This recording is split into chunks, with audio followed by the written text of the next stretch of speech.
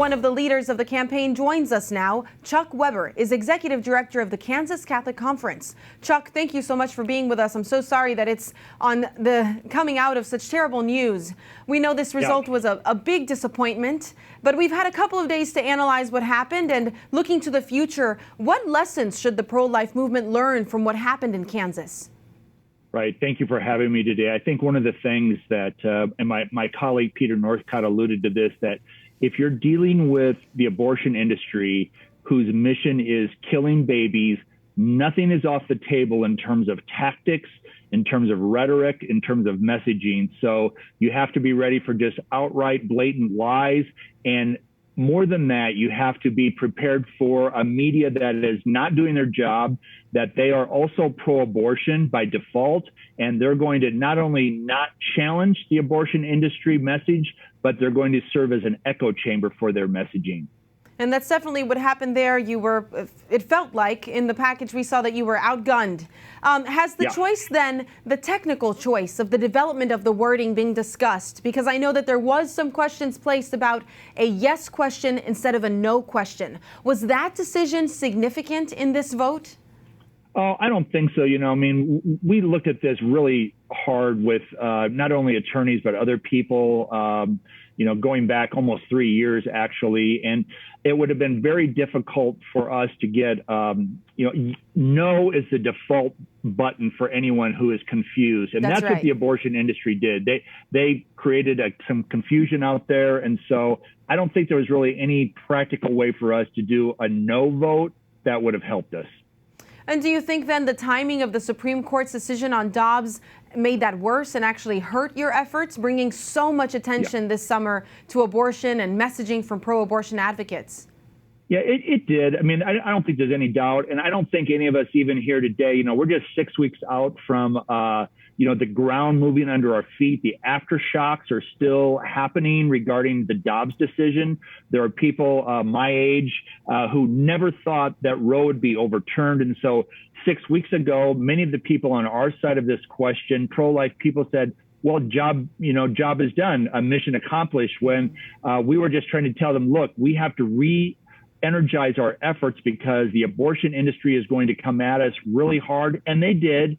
And again, they just had no boundaries of truthfulness or anything resembling the facts regarding this amendment. So yes, the Dobbs decision was big. And then you couple that with the energy from the other side and the complicity of the secular media. And it was always going to be a very tough hill for us. We always thought we might win, 51, 52, 53%, but then you added in all these other factors and the mountain just became too high for us to climb. Well, it was an important moment, and one that I think you mentioned something critical, which is the literacy. Do we actually understand what Roe did and Casey did? Do we know what the Dobbs decision actually does so that people can come with an informed understanding and do something with that information? More information coming out of Kansas that we heard in the package you just saw. A large number of women who receive abortions in Kansas already come from out of state.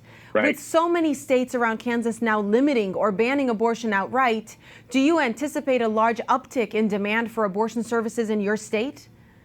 Yeah, we do. And not only, this isn't just Chuck Weber or the Kansas Bishops or the Value Them Both Coalition, but the Guttmacher Institute, which is the research arm for Planned Parenthood, they just unabashedly said before this happened that if Roe is overturned and if Value Them Both did not pass, there would be a 1,000+% increase in abortions in Kansas. So this came from the Guttmacher Institute. This was not from our side. So we're bracing ourselves right now for a big influx of women and girls coming into Kansas to get abortions. The abortion industry has already indicated that they're looking to, satiate this demand by setting up more clinics, both in Western Kansas and in the Kansas City area. There's a new abortion clinic. So this is a 5-alarm fire in Kansas right now because the Midwest is now going to be looking to Kansas as an abortion destination. And that is a horrifying prospect for someone like me who loves the state of Kansas and knows that at their core, the people here are pro-life. And Chuck, then what does bracing yourselves look like? I know that you just are coming out of this decision, but what is the Catholic Church's role in this situation? What kind of support will be available to women to help them choose life? Yeah, so many of your viewers are aware of this initiative called Walking with Moms in Need, and Archbishop Joseph Naumann from Kansas City in Kansas has been a leader in that movement. So we need to get better on the parish level about telling these young girls and these women who are in these unplanned pregnancies, look, life is a beautiful choice.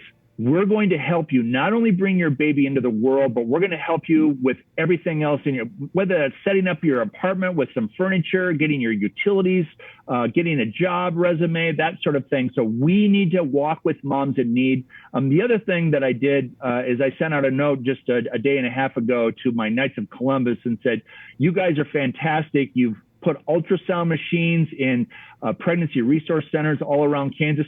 We're going to need some more of those pregnancy resource centers to get ultrasound machines, because we know that that is a very effective tool when a girl or a woman sees that baby within her through the ultrasound. Many times she's going to change her decision on abortion. So those are, I think, two practical things that we need to employ right now, right. Again, to try and address this 5-alarm fire that's going to be raging in Kansas any day. And practical things in addition to prayer are what it's about. Thank you so much, Chuck, and take heart. Yep, thank you.